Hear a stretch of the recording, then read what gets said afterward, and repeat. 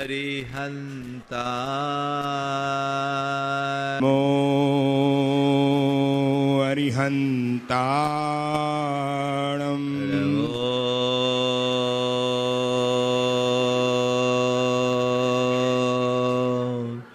सिद्धाणं नमो सिद्धाणं नमो आयर्याणं नमो आयर्याणं नमो उवज्झायानं नमो वज्झायाणं नमो लोये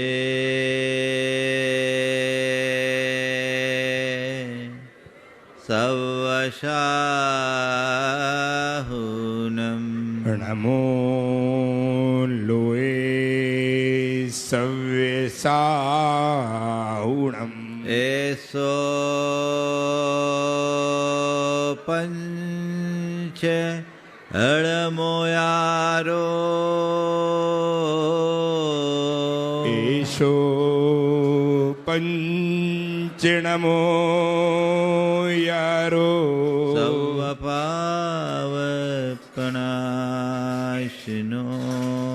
सव्यपावपणाशिनो मङ्गलाळं च सवेशिं मङ्गलाणं च सव्येशिं पढमं होयि मङ्गलम् परमं होयि मंगलम। जय बोलो देवादिदेव खजराट श्री भगवान महावीर स्वामी की जय जय जय। अहिंसा परमो धर्म की जय जय जय। परम पूज्य आचार्य गुरुवर श्री विद्यासागर जी महाराज जय जय जय। परम पूज्य महामना मुनिराज ब्रह्मासागर जी महाराज की, मुनि संघ की।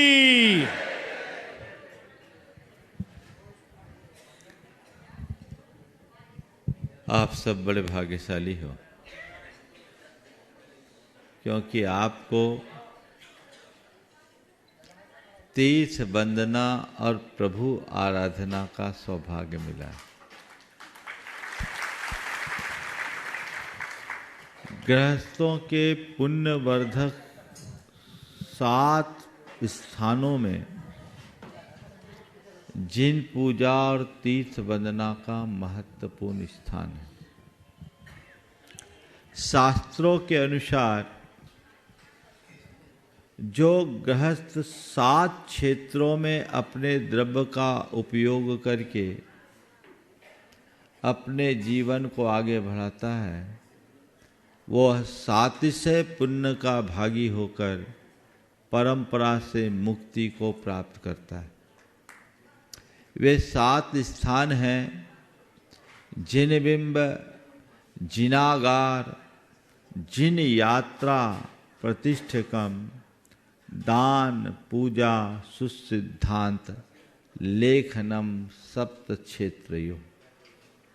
जिनबिंब की स्थापना करना, जिनागार जिन मंदिर का निर्माण कराना, जिन यात्रा तीर्थ यात्राएं करना और कराना, प्रतिष्ठिकम पंच कल्याणक प्रतिष्ठा करना, चतुर्वेद संघ को दान देना, भगवान की पूजा प्रभावना करना, विधान आदि करना, और शास्त्र लेखनम शास्त्र का प्रकाशन करना।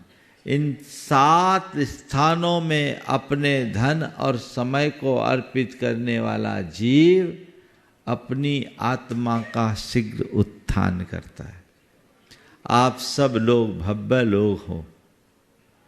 देव शास्त्र और गुरु के प्रति आपके हृदय में प्रगाढ़ श्रद्धा है, और वही श्रद्धा आप सबको यहाँ तक खींच करके लाई। आप सम्मेद शिखर जी की वंदना का भाव लेकर आए। यद्यपि फुटकर फुटकर तो सभी वंदना करते होंगे, इस सभा में ऐसे कितने लोग हैं जो पहली बार सम्मेद शिखर आए? 2 ही 4 है ना? 2-4 सब मिला के 10-15 होंगे, लेकिन इससे पहले बाकी सब वंदना कर चुके, पर वह सब वंदना वैयक्तिक और पारिवारिक वंदना थी। ये वंदना सामाजिक और सामूहिक वंदना।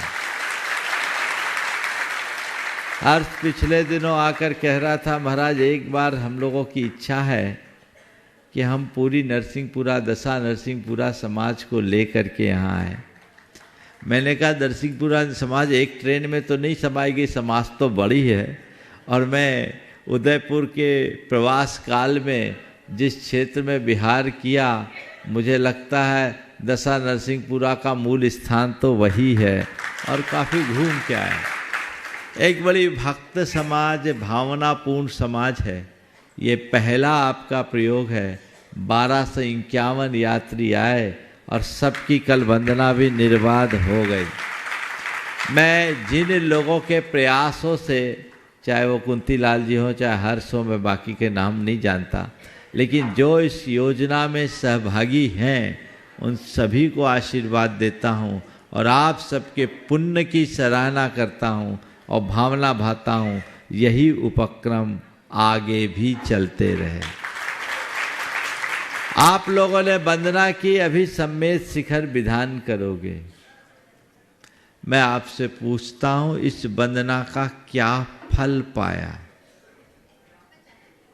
क्या फल मिला? वंदना तो कर लिए, किस फल की कामना से वंदना के लिए आए थे? हाँ, झूठी बात। मोक्ष की कामना लेके आए तो रिटर्न टिकट क्यों बनाए? बातें मोक्ष की है पर मोक्ष की तैयारी कोई नहीं। इसलिए ईमानदारी से बोलो, जिस भाव से तुम यहां आए,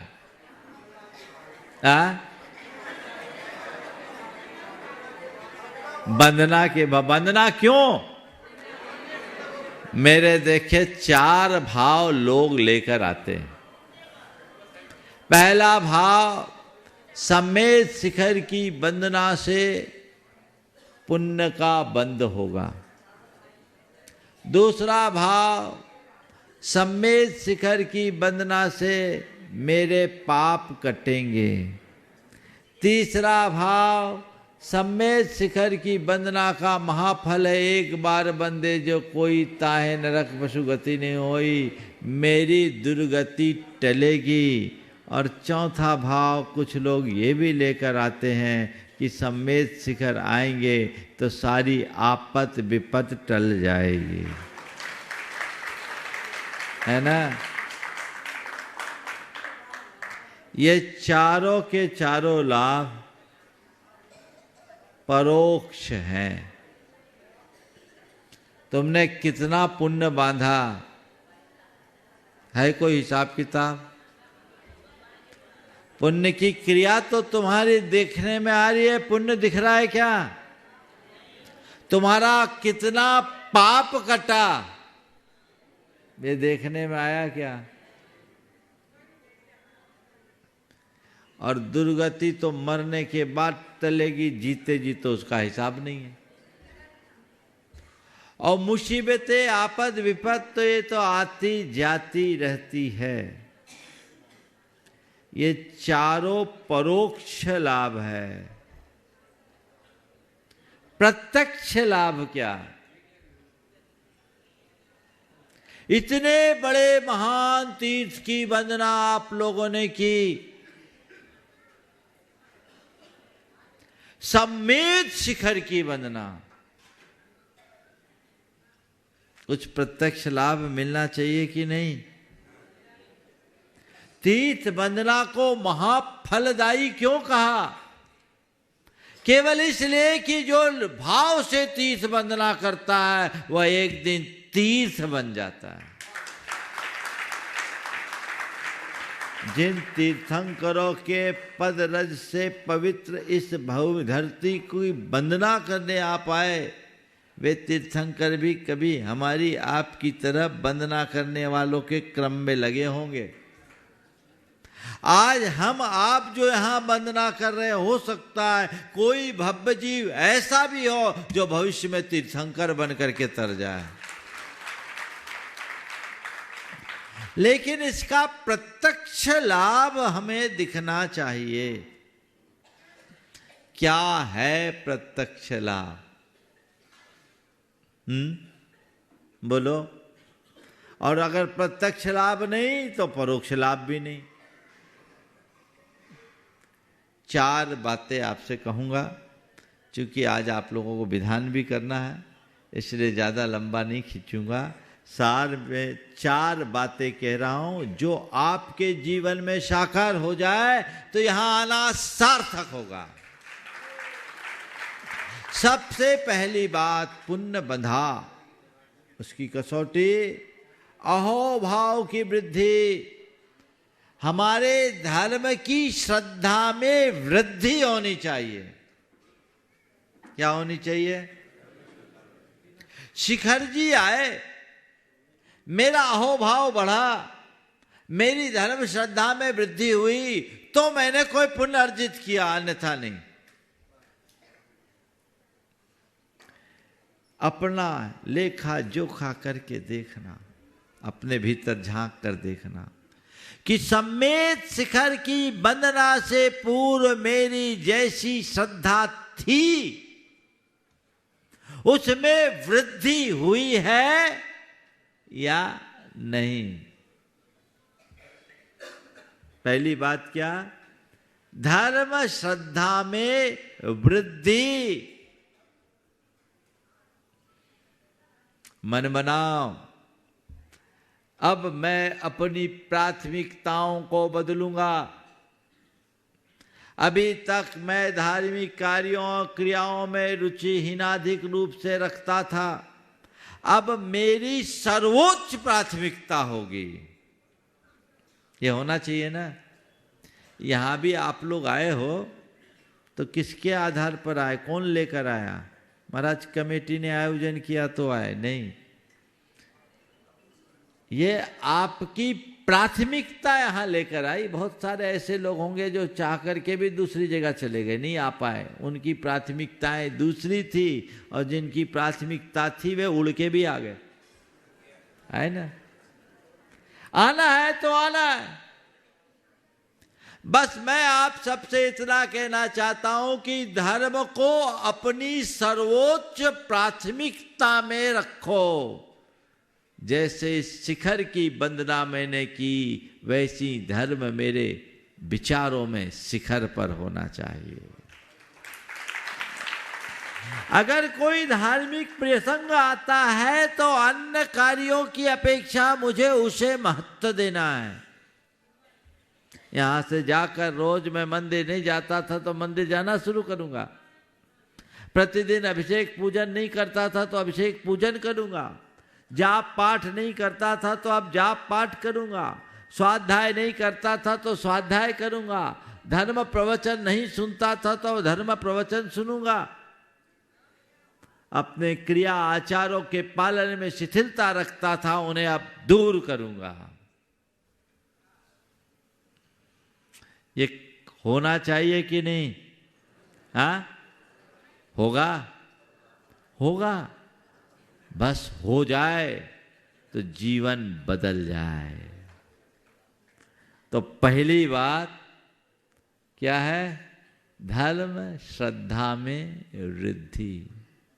दूसरी बात, शिखर जी की वंदना के लिए बोलते एक बार वंदना में 203 करोड़ उपवास का फल मिलता है। इतनी आप हर टोंक में हर चलाते, इतने करोड़ उपवास का फल, इतने करोड़ उपवास का फल। मुझे किसी ने एक दिन हिसाब लगा के बताया, मैंने नहीं गिना, लोग बोलते हैं हिसाब में आगे पीछे, तो मैं जिम्मेदार नहीं। बोला महाराज जी टोटल काउंट करने में 203 करोड़ होता है। हमने कभी नहीं गिना, लेकिन 203 करोड़ उपवास का फल मिला तो असर तो दिखना चाहिए ना। हाँ, क्या? दूसरा प्रत्यक्ष लाभ, परिणामों में सरलता। परिणामों में निर्मलता। यहां से घर जाओ तो अब मेरे भाव वैसे नहीं होने चाहिए जैसे पहले थे, उसमें बदलाव हो, वो अहोभाव। सकारात्मकता बढ़े, सरलता बढ़े, समता बढ़े, संयम बढ़े, तो मेरे जीवन की कोई उपलब्धि है। मैंने तीर्थ यात्रा की, यानी मैंने अपने आप को बदला। परिवर्तन होना चाहिए। मैं तो हमेशा कहता हूं, इस तीर्थ यात्रा को अपने जीवन की अंतर यात्रा का आधार बनाओ, इसे जीवन की टर्निंग पॉइंट बनाइए। Turning point. अब मुड़ो। अरे देखो उन परमात्मा को जिन्होंने अपना राजपाट, वैभव, धन, संपत्ति सब छोड़ा और समोसरन की विभूति को भी छोड़कर शिखर पर गए। क्यों? क्योंकि सार यही है, बाकी सब बेकार है। तो तुम लोग बेकार के ही पीछे बेकरार हो। ओ बेकार को नहीं, सार को पाओ। सार के लिए अपने आप को तैयार करो। ये लक्ष्य अपने अंदर होना चाहिए। जब तक मनुष्य की दृष्टि नहीं बदलती, जीवन नहीं बदलता। अपनी दृष्टि को बदलिए, टर्निंग पॉइंट बनाइए। ये यात्रा ऐसी नहीं कि 4 दिन की यात्रा बनकर रह जाए, ये यात्रा जीवन की एक नई यात्रा बन जाए, बदलाव की, परिवर्तन की, जिससे हम अपने जीवन को चमत्कृत कर सके और भव भ्रमण से मुक्ति पा सके। तो दूसरी बात क्या है? परिणामों में सरलता वो होनी चाहिए। और तीसरी बात, अहम भाव का त्याग। अब कोई अहम नहीं। अहम जब तक रहेगा सरलता नहीं आएगी, अहोभाव नहीं बढ़ेगा। मिथ्या अहंकार टूटना चाहिए। यहां से जाओ, जिन जिन से बैर बुराई हो उनसे क्षमा मांगो, उनको क्षमा करो। जिनसे अनबन चल रही हो उनसे मैत्री का हाथ बढ़ाओ। मन की गांठें खोलो तो तुम्हारी तीर्थ यात्रा स्वर्णिम यात्रा बन जाएगी। पुराने जमाने में जब लोग संसाधनों के अभाव में पैदल और बैलगाड़ियों से यात्रा करते थे तो जाने के पहले सबसे क्षमा मांगते थे और आने के बाद बड़ा उत्सव होता था और उत्सव में ये कार्यक्रम होता था कि नहीं? अब तो बड़ा इजी हो गया, टिकट बनाओ, फट से पहुंचो, 3 दिन में यात्रा पूरी। तो वो यात्रा तो हो जाती है लेकिन अंतर यात्रा छूट जाती है। यात्रा के साथ अंतर यात्रा होनी चाहिए। अपने मन को साफ स्वच्छ किए बिना हम अपना जीवनोत्थान कतई नहीं कर सकते। तो मन को साफ स्वच्छ बनाने की तैयारी हमारी होनी चाहिए। मैं इतने बड़े महातीर्थ की वंदना करके जा रहा हूं और उसके बाद भी मन में वही कलुषता रखे रहूं तो क्या होगा? घाटे का सौदा होगा। एक प्रकार की आत्ममुग्धता होगी कि मैंने बहुत बड़ा काम किया पर काम कुछ नहीं होगा। इसलिए लक्ष्य बनाइए।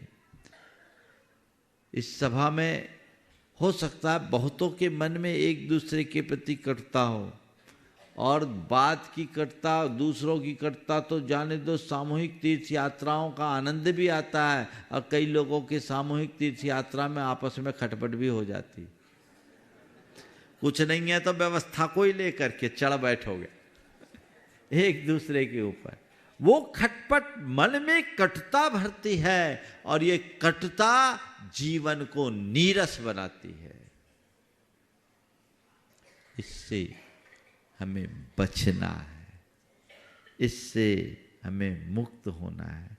जिससे कि जीवन का पथ प्रशस्त हो सके और हम अपने जीवन को और बेहतर बना सके। और चौथी बात, बुराइयों का त्याग। किसका त्याग? सम्मेद शिखर की वंदना करने आए हो तो प्रत्येक व्यक्ति ओम कोई न कोई बुराई का परित्याग करे। हर व्यक्ति के जीवन में कोई ना कोई बुराई होगी, चाहे वो उसके प्रवृत्तिगत हो, चाहे वो उसके खान पान और आदतोंगत हो। जो भी बुराई है उसको प्रतिज्ञा पूर्वक त्याग दो। मुझे इन बुराइयों से बचना है। तो जब बुराइयों का त्याग होगा तभी दुर्गति टलेगी। तो जब तुम्हारे धर्म की श्रद्धा होगी, पुण्य की वृद्धि होगी और अहम भाव घलेगा, पाप छटेगा और बुराइयों से बचोगे, तभी दुर्गति टलेगी। जो बुराइयों से भरा है वह सद्गति का पात्र नहीं होगा, चाहे एक बार सम्मेद शिखर की वंदना करो या 1000 बार।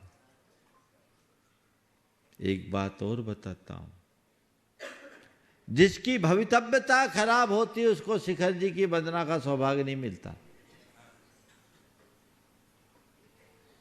आप बड़े भाग्यशाली हैं। मैं तो देखता हूं बहुत सारे ऐसे लोग हैं जो यहां आते हैं और आने के बाद भी वंदना से वंचित रह जाते हैं।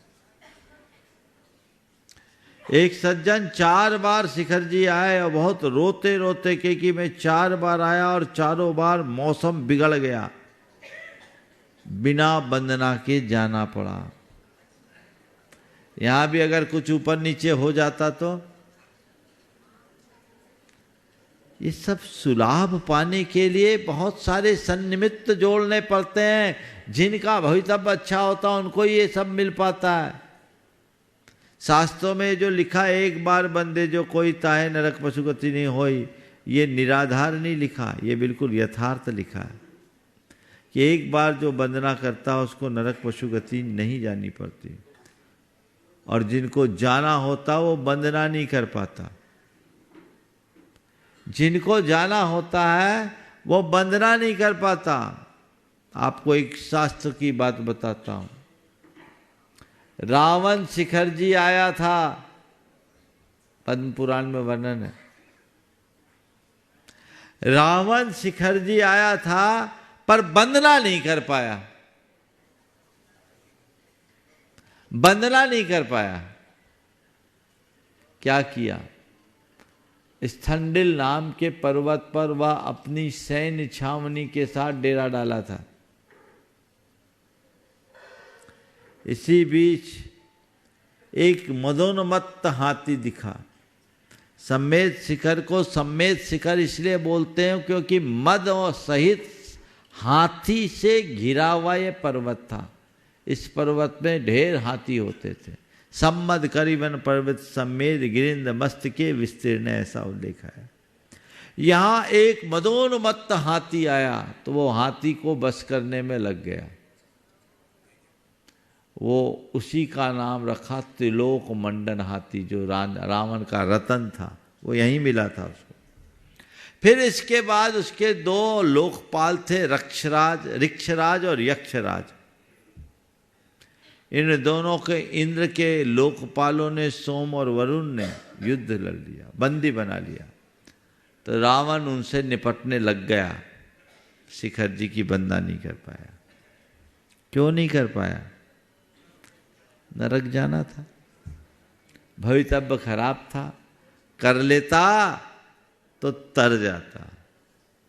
तो आप लोग कितने भाग्यशाली हो कि वंदना हो गई, जरूर तरोगे। लेकिन वंदना द्रव्य वंदना नहीं, भाव वंदना होनी चाहिए। ऊपर जाकर के घूम के आने में तो आप लोगों के साथ कुत्ते बिल्लियां भी घूमते हैं, होते कि नहीं होते? हाँ, है ना? कई लोग तो बोलते महाराज कई बार वही रास्ता दिखाते हैं, है ना। वो वंदना नहीं, भाव सहित बंदे जो कोई, ताके नरक पशु गति नहीं होई। तो भाव सहित वंदना, ये चारों प्रत्यक्ष लाभ साकार कीजिए और जीवन को आगे बढ़ाइए, जीवन धन्य होगा। आज दशा नरसिंहपुरा समाज एकत्रित होकर के पूरे देश भर में सर्वत्र फैली हुई समाज एकजुट हुई। ये तीर्थ यात्रा का एक लाभ ये भी कि पूरा सब इकट्ठे हो जाते हैं। यहाँ तो कुनबे के साथ वंदना ज़्यादा करते, पूरे परिवार इकट्ठे होके आता है, पूरा कुनबा इकट्ठे के होता आता है, तो इससे आपस में स्नेह संबंध भी बढ़ता है। मैं यही चाहूँगा कि आपकी समाज में ऐसी एकता और एकजुटता बनी रहे, ताकि धर्म, संस्कृति और सामाजिक सरोकारों को, संस्कारों को आगे बढ़ाया जा सके। जब तक एक दूसरे के साथ आपका संपर्क नहीं होगा, जीवन आगे नहीं बढ़ेगा। आपने जो ये पहल की है, अनुकरणीय पहल है, मैं चाहूँगा ये इसी साल में न रुक जाए, अब ये परंपरा आगे भी चलते जाए, आगे भी चलते जाए। और आप लोगों से कहूँगा कि आप लोग भी ऐसा भाव बनाओ कि जब तक हमारे शरीर में सामर्थ्य है, सम्मेत शिखर की वंदना होते रहे। मैं तो कहता हूँ एक बार शिखर जी की वंदना कर लो, टीएमटी टेस्ट की जरूरत नहीं पड़ेगी, सब ठीक है ना, सब अपने आप में लाभ मिल जाएगा। अर्थ को बनाए हुए आगे बढ़े इस भाव से। बोलिए परम पूज्य आचार्य गुरुवर श्री विद्यासागर। जय जय जय। परम पूज्य पूज्य महामनोरथ महाराज की जय। जय बोलो देवादिदेव 1008 श्री भगवान महावीर स्वामी की जय जय जय। अहिंसा परमो धर्म की जय जय जय। परम पूज्य आचार्य गुरुवर श्री विद्यासागर जी महाराज की जय जय जय। बोले परम पूज्य गुणायतन प्रणेता मुनिवर 161 प्रमाण सागर जी महाराज की जय जय। पुण्य जीवन को पवित्र बनाता है। पुण्यानुष्ठान भाव विशुद्धि का आधार है। बढ़ी हुई भाव विशुद्धि ही हमारे जीवन की उपलब्धि है। अपने जीवन को सिद्धि के शिखर तक पहुंचाने के लिए हमें पहले शुद्धि को अपनाना जरूरी है। शुद्धि से ही सिद्धि मिलती है। इस आशय की बात विगत दिनों से आप सबके मध्य चल रही है। आचार्य कुंद कहते हैं कि पुण्य संचय के कुछ विशेष निमित्त हैं और उनसे न केवल पुण्य का उपार्जन होता है, अपितु चेतना का परिष्कार भी होता है, पाप का क्षय भी होता है। खालिश पुण्य को अर्जित करना बहुत बड़ी बात नहीं है, लेकिन पुण्य अर्जन के साथ अपनी चेतना का परिष्कार करना और उस परिष्कार के साथ पाप का क्षय करने की सामर्थ्य विकसित करना अत्यंत दुर्लभ है। आज बात मैं उसी की कर रहा हूं। आचार्य कुंद ने एक गाथा में कहा था, रागो पशत्त भूदो अनुकंपा संसिदोय परिणामो कालुस नत्थि जस्स जीवम पुन्नम पुन्नम जीवस्य आसौदी। प्रशस्त रागभूत परिणाम और अनुकंपा तथा कालुष्य रहित चित्त पुण्य का आश्रव कराते हैं, अर्थात ये पुण्योपार्जन के विशेष निमित्त हैं। विगत दिनों हमने प्रशस्त राग की चर्चा की और प्रशस्त राग में पंच परमेष्टि की भक्ति, धर्म के प्रति चेष्टा और गुरुओं का अनुगमन, ये 3 बातें आचार्य कुंद ने बताई। हमने उसके बारे में सविस्तार चर्चा की।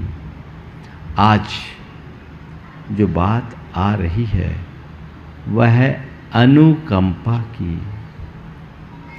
वो धर्म का मूल है।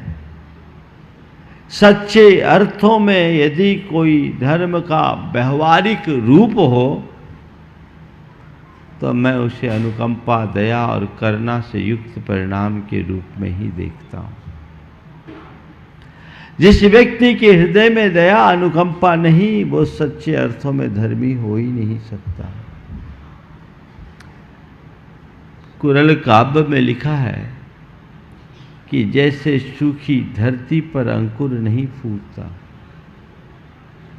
जैसे सूखी धरती पर बोया गया बीज अंकुरित नहीं होता, उसी तरह जिस व्यक्ति का हृदय दया से आर्द्र नहीं है, उसमें धर्म का अंकुर प्रस्फुटित नहीं हो सकता। और यही वजह है कि आचार्य कुंद ने धर्म की व्याख्या करते हुए ही ये कह दिया, धम्मो दया विशुद्धो। दया से विशुद्ध परिणाम का नाम ही धर्म है। हम लोग रोज कहते हैं धर्मस्य मूलम दया। धर्म का मूल दया है। दया, करुणा, अनुकंपा, सेवा का भाव अंतरंग में होना ही चाहिए। अब सवाल है, मेरे हृदय में दया है या नहीं, इसकी पहचान कैसे करें? बोलिए। आपसे अगर कहा जाता है ये व्यक्ति बड़ा दयालु है, तो आपके आंखों के सामने कैसे व्यक्ति की छवि उभरती है? बोलो। दयालु है, हमने कहा ये बड़े दयालु हैं, महावीर जी बड़े दयालु हैं, तो महावीर जी में क्या दिखेगा? क्या दिखेगा? हाँ, क्या दिखेगा? एक दयालु व्यक्ति के भीतर क्या दिखता है? बोलो तो सही। हाँ हाँ, हम उस व्यक्ति को एक दयालु व्यक्ति के रूप में देखते हैं जो दूसरों की पीड़ा को देख करके दुखी होता है, जो दूसरों के दुखों के निवारण के लिए तत्पर होता है, जो दूसरों के लिए हमेशा सहयोग और उपकार की भावना से भरा रहता है, जिसके हृदय में दूसरों की पीड़ा से पीड़ा उत्पन्न होती हो, वो व्यक्ति दयालु व्यक्ति की श्रेणी में आता है। अब देखो, अपने भीतर झांको और देखो मेरे अंदर वो दया का स्रोत है या नहीं, अनुकंपा है या नहीं।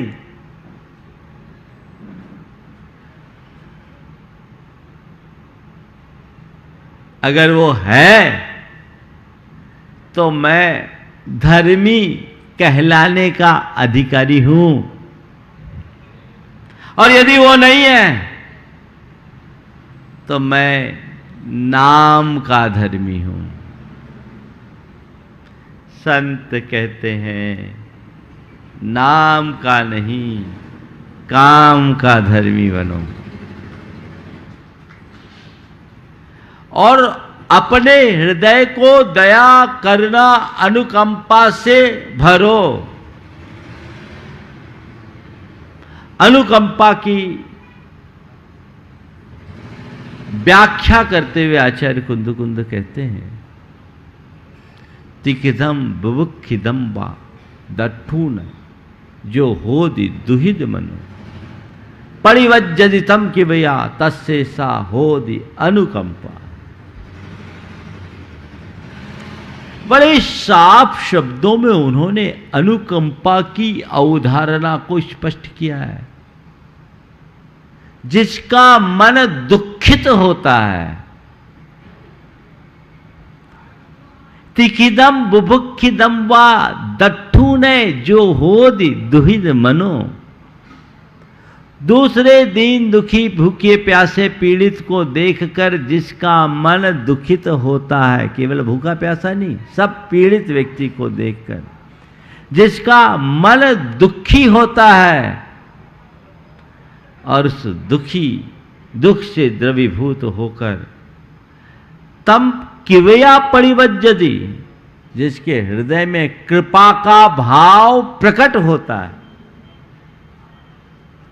तस्सेसा होदि अनुकंपा, उसका नाम अनुकंपा है।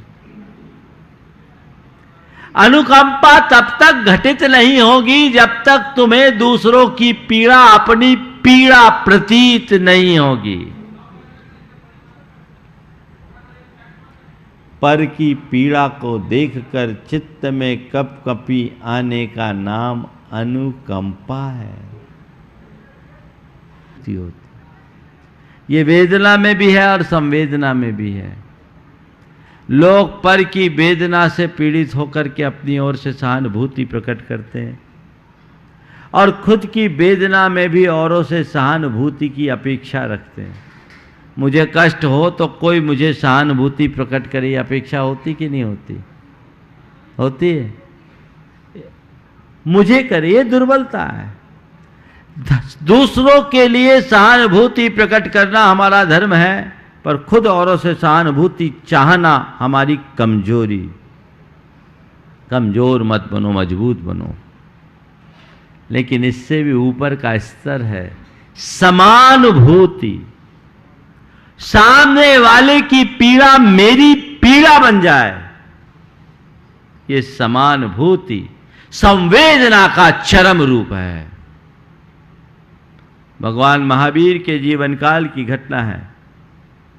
जब वो वर्धमान थे, बालक थे, अपनी माता तृष्णा के साथ राजोद्यान में टहल रहे थे। अचानक तृष्णा अपनी सहेलियों के साथ धूप पर चलना शुरू कर दी। वर्धमान एक जगह ठिठक कर खड़े हो गए। तृष्णा ने कहा, बेटा आ तो सही, तू यहां कहां रुक गया? देख ये कितने अच्छे कीड़ा पर्वत है और कितने सुंदर फव्वारे हैं, तो इधर तो आ। वर्धमान मौन। जब तृष्णा ने 2 बार बुलाया, वर्धमान नहीं आए, तो लपक करके तृष्णा आई और सीधे वर्धमान के पास आई। बोले, बेटा तू यहाँ कहाँ है? तभी देखी कि उसके गाल पर आंसू के कण हैं।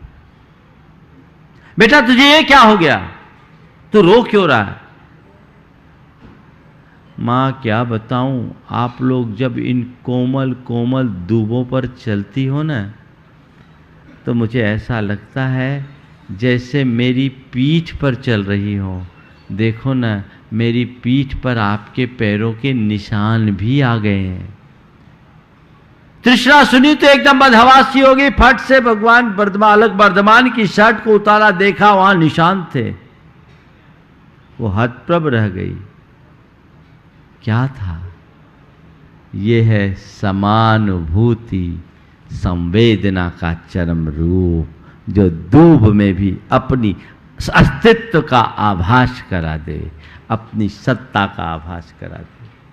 तो वो हमारे जीवन में घटे तो हमारा जीवन धन्य हो।